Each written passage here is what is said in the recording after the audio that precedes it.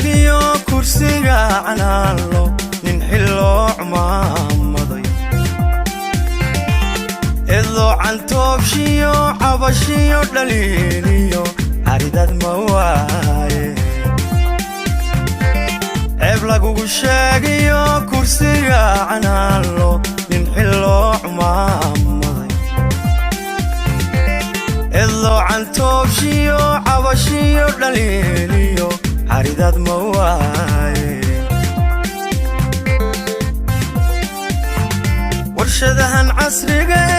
kala shiila ciidiyo damurkii camuudiyo kuwa dhagax calalshe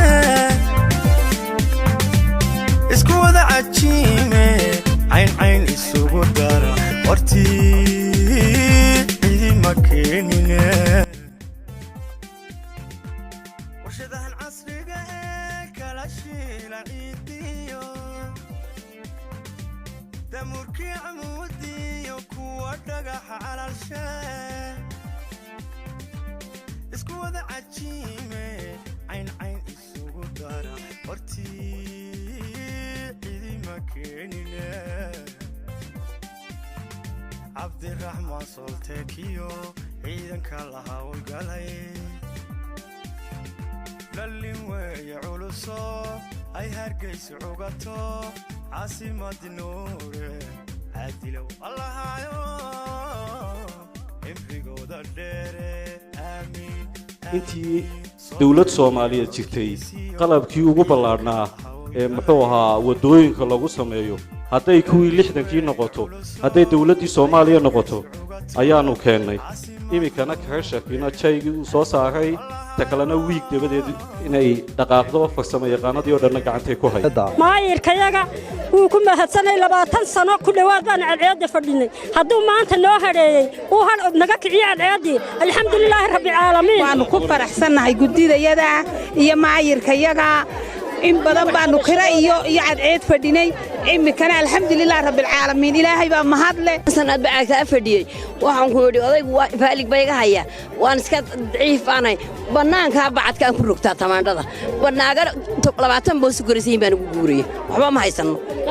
ragayaga ku ragayaga ayaanu ku qanacsanay inamadayada anoo dhisana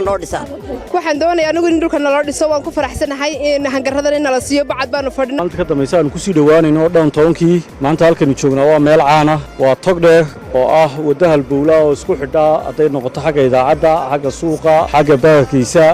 iyo xagga dhakhtarkaba iyo shacabka waxaan leeyahay shaqaalaha shaqeynaya idinkoon cashuurtii bixin aawadeed iyagoo taala haddana in tacaddi lagu sameeyo oo sayniimka halkaa ku soo aragnay gawaadhidu ay ka istaagi waayeen waa arrin khalad ah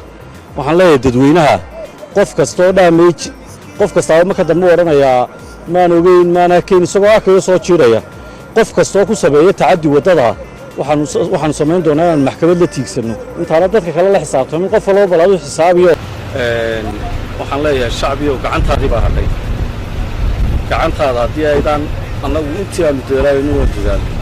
laakiin production kuma ku bilaabno wuxuu u baahan yahay lacag badan oo daamu hadday noqoto shidaal hadday staff noqoto hadday noqoto wixii kala samaynayo dadweyne qaaraanka iyo cashuurta waa ka maaginad cabdiqaadir cabdullaahi